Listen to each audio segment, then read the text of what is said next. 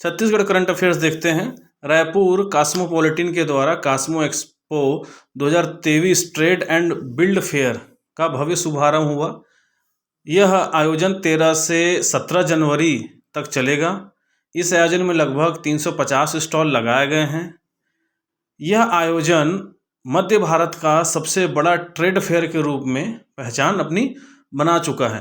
350 stall जो इसमें लगे हुए हैं उसमें शासकीय और निजी दोनों सेक्टर को मिलाकर 350 स्टॉल को शामिल किया गया है। अगला करंट अफेयर्स देखते हैं। छत्तीसगढ़ मिलेट से आप जरूर जानिए कि प्रश्न पूछे ही जाएंगे, तो उसके महत्वपूर्ण तथ्यों को देखते हैं। छत्तीसगढ़ मिलेट राज्य बनने की ओर तेजी से अग्रसर है। प्रदेश में 1 दिसंबर 2021 से मिलेट मिशन शुरू किया गया, जिसका प्रमुख उद्देश्य प्रदेश में मिलेट कोदो कुटकी रागी की खेती को बढ़ावा देना, मिलेट के प्रसंस्करण को बढ़ावा देना। छत्तीसगढ़ राज्य लघु वनोपज संघ के माध्यम से प्रदेश में कोदो कुटकी रागी का न्यूनतम क्रय मूल्य निर्धारित करते हुए उपार्जन किया जा रहा है। साथ ही कांकेर जिले में 5000 टन के क्षमता के मिलेट प्रसंस्करण केंद्र निजी क्षेत्र में स्थापित किया गया है, जो एशिया की सबसे बड़ी मिलेट प्रसंस्करण इकाई है। प्रदेश में आंगनबाड़ी और मिड डे मील में मिलेट्स को शामिल किया गया है। स्कूलों में बच्चों को मिड डे मील्स में मिलेट्स से बनने वाले व्यंजन परोसे जा रहे हैं। इनमें मिलेट्स से बनी कुकीज़, लड्डू और सोया चिक्की जैसे व्यंजन शामिल हैं। मिलेट्स की खेती को बढ़ावा देने के मामले में छत्तीसगढ़ राज्य को राष्ट्रीय स्तर पर पोषक अनाज अवार्ड 2022 का सम्मान भी मिल चुका है। राज्य में मिलेट्स उत्पादन को बढ़ावा देने के लिए इसको राजीव गांधी किसान न्याय योजना में शामिल किया गया है। मिलेट्स उत्पादक कृषकों को प्रोत्साहित स्वरूप प्रति एकड़ के मान से 9,000 रुपये की सहायता भी दी जा रही है। राज्य में इसकी खेती का रकबा 69,000 हेक्टेयर से बढ़कर 1,88,000 हेक्टेयर तक पहुंच गया है। तो ये कुछ महत्वपूर्ण तथ्य हैं मिलेट्स से। मिलेट्स के ऊपर छत्तीसगढ़ शासन बहुत ज़्यादा ध्यान दे रही है। साथ ही वर्ष 2023 को मिलेट वर्ष घोषित किया गया है भारत सरकार के द्वारा। तो आने वाले जो परीक्षा हैं उसमें मिलेट्स से किसी न किसी प्रकार के प्रश्न बनेंगे, तो हम इन महत्वपूर्ण चीज़ों को ध्यान में रखते हुए आगे भी इस पर नोट्स बनाते रहेंगे ताकि प्रश्न आए तो पूछें। अगला देखते हैं। जियो ट्रू जी 5G सेवा की शुरुआत छत्तीसगढ़ के 3 शहर राजधानी रायपुर में, दुर्ग और भिलाई में शुरू हो गई है।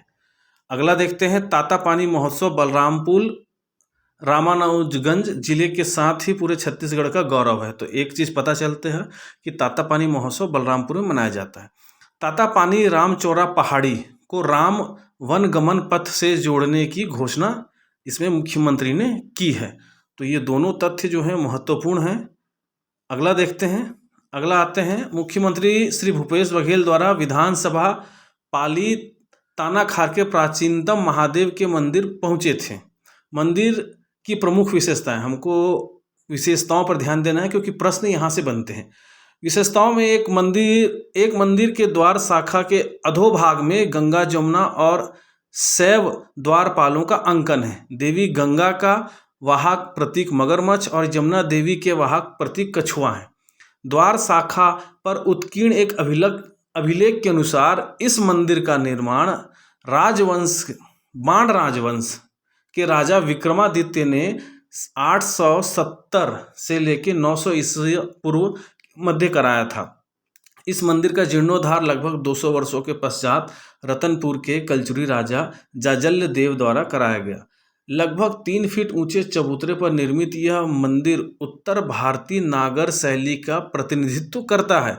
गर्भगृह की बाह्य दीवारों पर भद्र रथ में द्वितलीय कुलिकाओं का समायोजन किया गया है।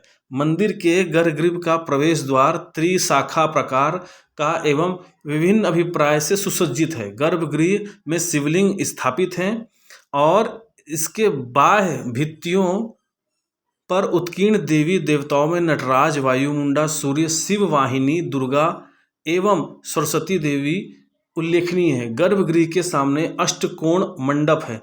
स्थापत्य की दृष्टि से संभवतः यह स्थापित का दक्षिण कौशल का एक नया प्रयोग था। अष्टकोणीय आकार के मंडप में तत्कालीन समय में इस क्षेत्र में प्रस्तुत नहीं है। तत्कालीन समय में यह क्षेत्र शैव संप्रदाय का बड़ा केंद्र था। यह मंदिर 22 एकड़ में फैले नौकोनिया तालाब के समीप स्थित है। तो जो इस मंदिर की महत्वपूर्ण विशेषताएं हैं उनमें से प्रश्न पूछे जाते हैं। कई बार पूर्व परीक्षाओं में भी इस प्रकार के प्रश्न पूछे गए हैं। तो हमको ये ध्यान देना है कि मंदिर का निर्माण किसने करवाया था।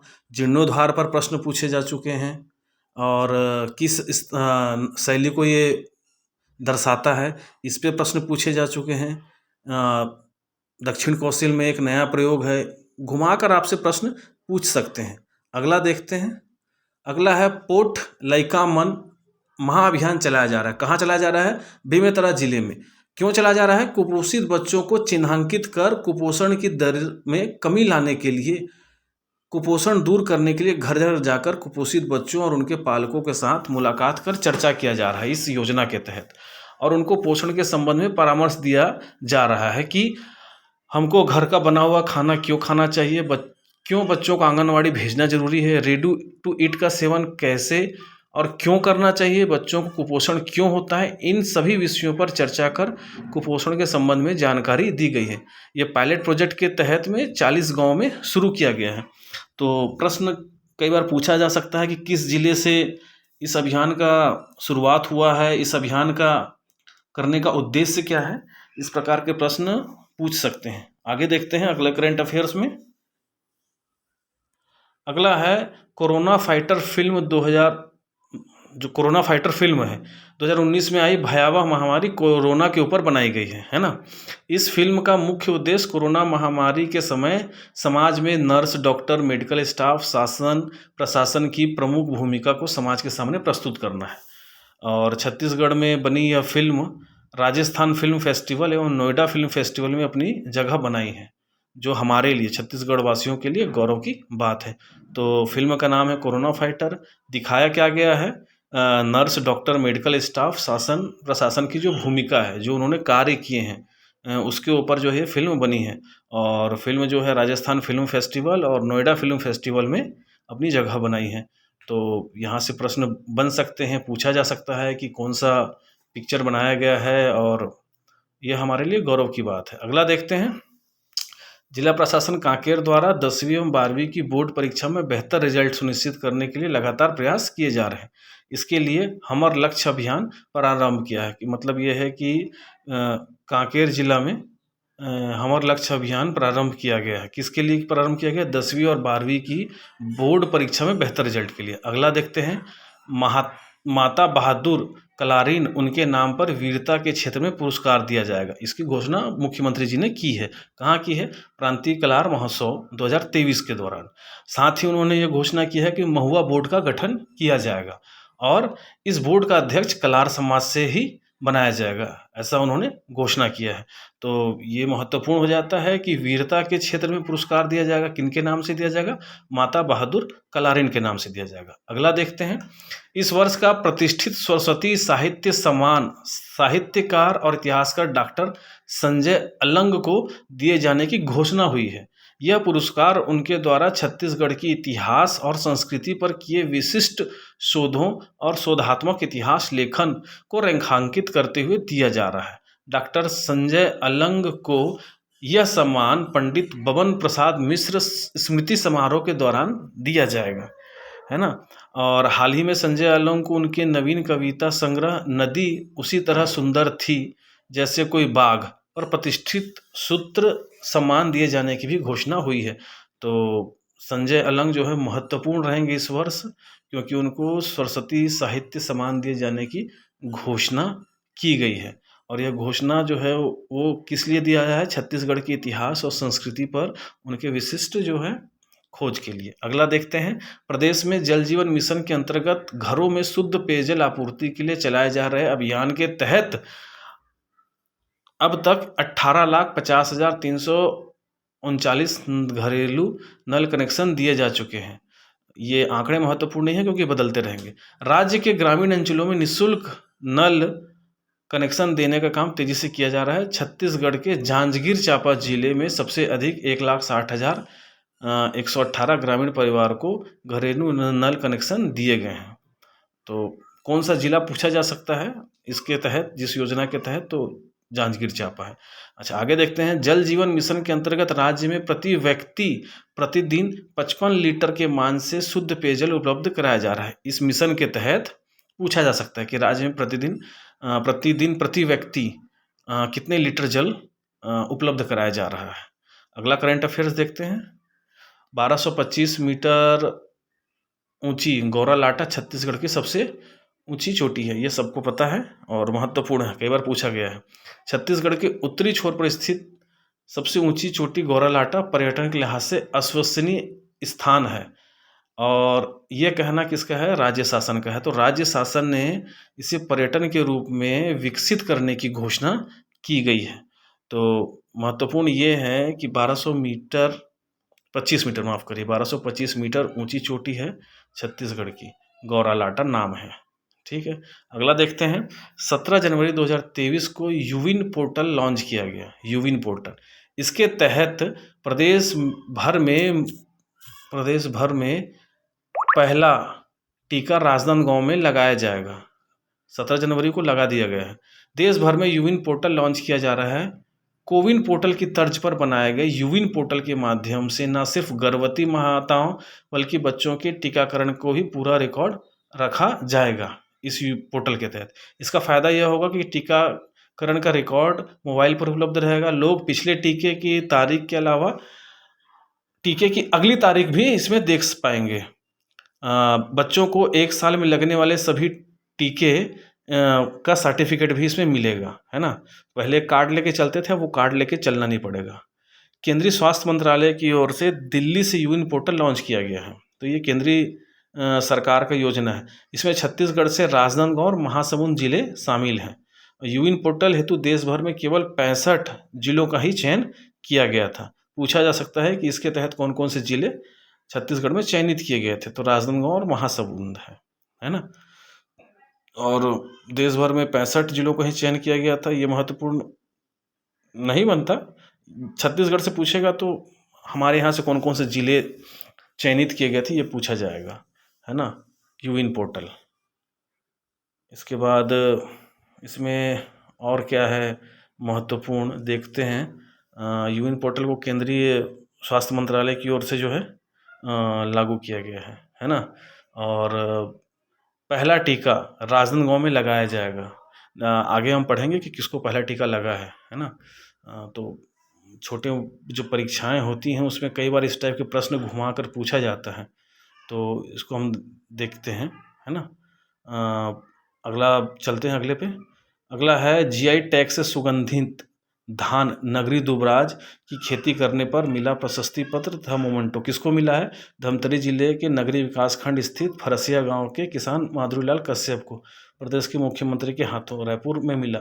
तो किसान महोदय हैं, उनका नाम इतना महत्वपूर्ण नहीं है और ना ही इस अवार्ड का उतना महत्वपूर्ण है। महत्वपूर्ण है कि जीआई टैग मिला है। किसको मिला है? नगरी दुबराज को। ये प्रश्न इसी से संबंधित प्रश्न पिछले साल प्री में पूछा गया है।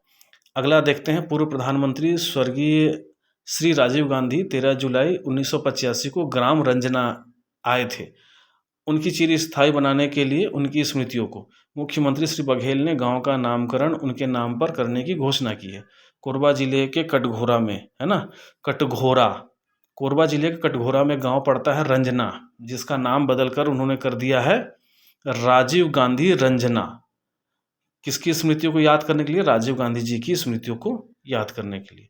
ये महत्वपूर्ण है, पूछा जा सकता है।